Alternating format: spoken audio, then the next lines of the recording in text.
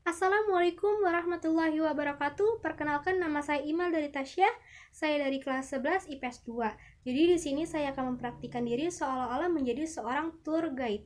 Sebelumnya saya ucapkan terima kasih kepada Bu Yanti Yuliarti yang telah memperkenalkan saya untuk membagi informasi yang saya dapat melalui berbagai referensi. Nah, di sini saya akan menjelajahi salah satu tempat konservasi yang ada di Flores, Nusa Tenggara Timur sebagai destinasi wisata kelas dunia. Apakah itu? Simak videonya ya.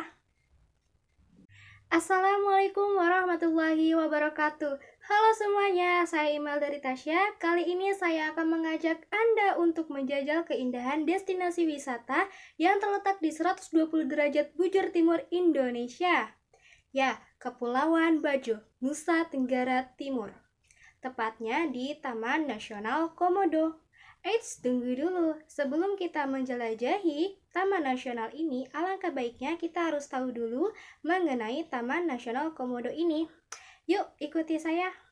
Taman Nasional Komodo ini pertama kali ditemui oleh seorang tentara Belanda yang bernama Letnan Steen van Hen van Broek pada tahun 1910, di mana ketika ia sedang berburu di pulau yang tak bernama itu yang kini dikenal dengan nama Pulau Komodo, ia berhasil menembak seekor biawak raksasa yang sebelumnya belum pernah ia temui dimanapun.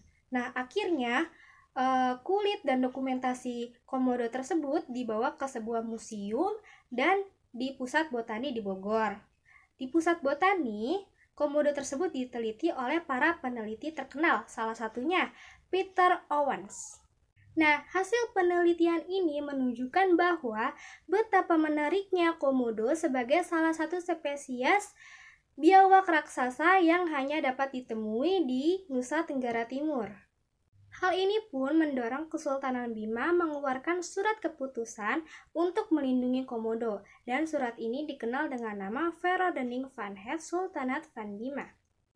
Nah, pada tahun 1980, Taman Nasional ini didirikan untuk melindungi komodo dan habitatnya. Bersama dengan komodo, ada pun 25 spesies hewan darat dan burung yang dilindungi karena jumlahnya yang terbatas. Karena keunikan dan kelangkaannya, Taman Nasional Komodo ini dinyatakan sebagai World Heritage Site dan Man and Biosphere Reserve oleh UNESCO pada tahun 1986. Selain itu, Taman Nasional Komodo ini juga dinobatkan sebagai salah satu warisan dunia oleh UNESCO pada tahun 1991.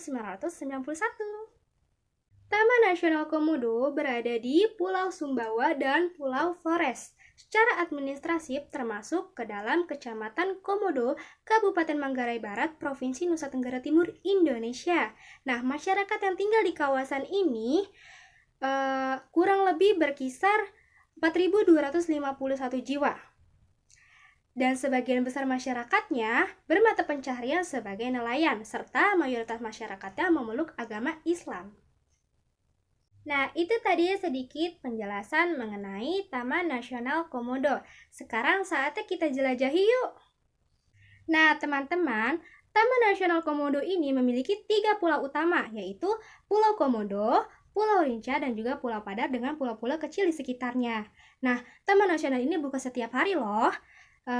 Biaya tiket masuk dikenakan sebesar 70.000, itu belum termasuk sewa perahu ya. Nah, teman-teman, pertama saya akan mengunjungi Pulau Padar. Pulau Padar merupakan spot paling utama sebagai opsi jika Anda ingin melakukan trekking.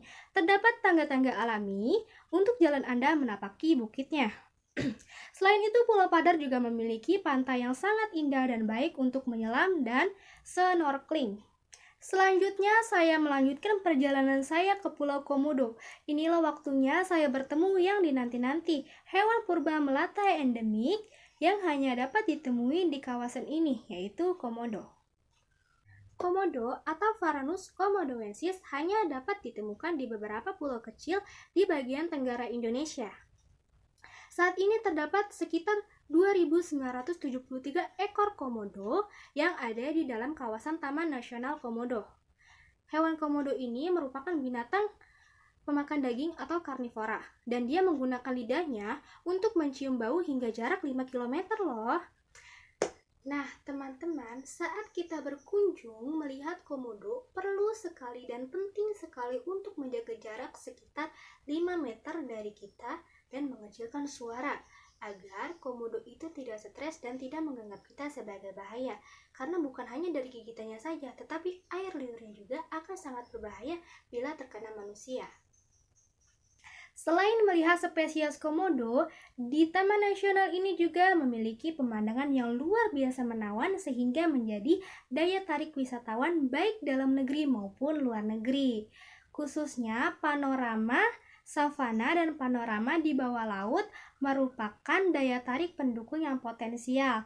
Nah, di Taman Nasional ini juga Anda dapat menemukan binatang lain seperti kuda, banteng liar, monyet, rusa, babi hutan, terus ular, kera, dan lain sebagainya. Walaupun berkunjung ke salah satu tempat konservasi ini mewajibkan Anda untuk membawa bekal dan minuman, tapi ingat, jangan buang sampah sembarangan ya. Saya Email dari Tasya, izin mengundurkan diri. Wassalamualaikum warahmatullahi wabarakatuh. Baik, cukup sekian dari saya. Hanya itu informasi yang dapat saya sampaikan. Semoga bisa bermanfaat. Dan apabila ada kesalahan baik dalam tutur kata maupun sikap, mohon dimaafkan ya. Saya izin pamit undur diri. Wabillahi taufiq wal hidayah. Wassalamualaikum warahmatullahi wabarakatuh.